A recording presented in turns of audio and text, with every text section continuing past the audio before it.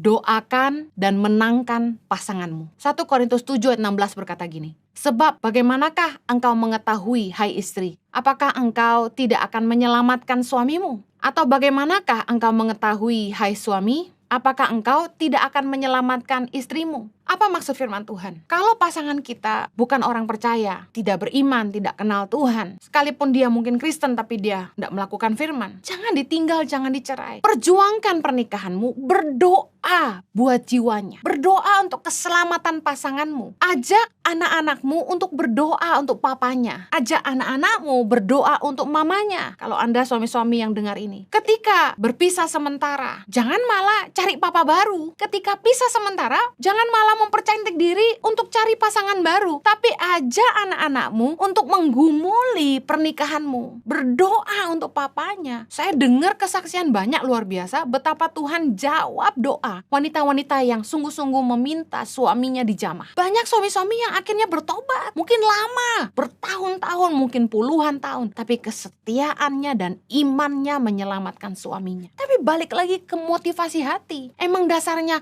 mau cerai ya susah, tapi kalau masih mau taat sama kebenaran firman, perjuangkan pernikahanmu. Tidak ada yang mustahil bagi Tuhan. Mari berdoa, rebut hati pasanganmu. Amsal 21 ayat 1 berkata, hati raja seperti batang air di dalam tangan Tuhan, dialirkannya kemana ia ingini. Doain suamimu, ganti kata raja dengan nama suamimu, kecuali nama suamimu raja. Katakan, hati suamiku seperti batang air di dalam tangan Tuhan, dialirkannya kemana ia ingini. Tuhan, biarlah hati suamiku hanya untuk aku dan Engkau Tuhan, hanya untuk aku dan anak-anakku Tuhan. Biarlah suamiku jadi suami yang setia, mencintai aku dan anak-anakku Tuhan. Biarlah suamiku takut akan Engkau Tuhan. Ayo doain suamimu, menangkan jiwanya, rebut jiwanya untuk Tuhan. Apakah engkau tidak yakin bahwa engkau sanggup menyelamatkan suamimu apabila engkau terus berdoa buat dia? Jangan underestimate kuasa doa. Kuasa doa itu luar biasa karena Tuhan kita sanggup bekerja. Kalau Anda nikah sama pasangan yang tidak beriman, katakanlah agamanya udah benar sama, tapi nggak menjalankan iman, nggak melakukan firman, nggak jadi teladan, nggak jadi imam, jangan dihakimi. Karena cerewetmu tuh nggak menyelamatkan dia, keteladananmu yang akan menyelamatkan dia. 1 Petrus 3 dengan judul perikop, hidup bersama suami istri. Ayat yang pertama, demikian juga kamu, hai istri-istri, tunduklah kepada suamimu, supaya jika ada di antara mereka yang tidak taat kepada firman, mereka juga tanpa perkataan dimenangkan oleh kelakuan istrinya. Jika mereka melihat bagaimana murni dan salehnya hidup istri mereka itu. Perempuan banyak kali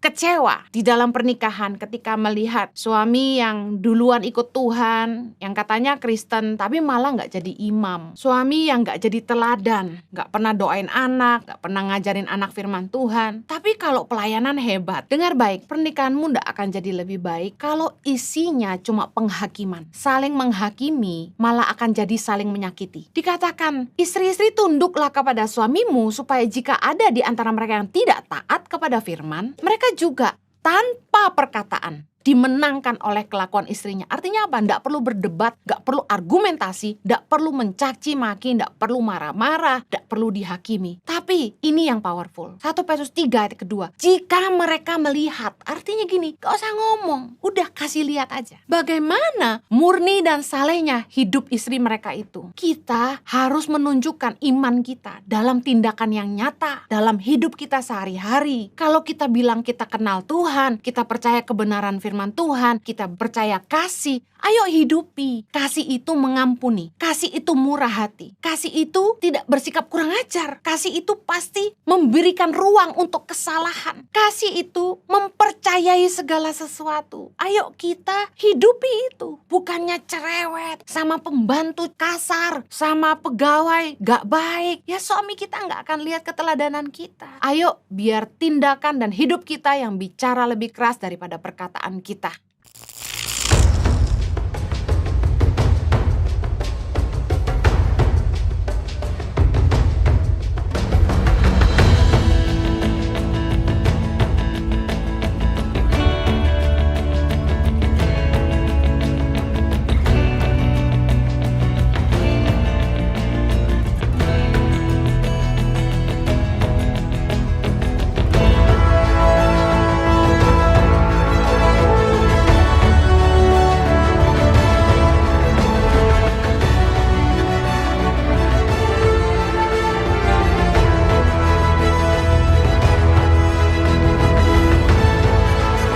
Cerita anak pedalaman dalam meraih mimpi dan mengejar cita-cita bersama Tangan Pengharapan.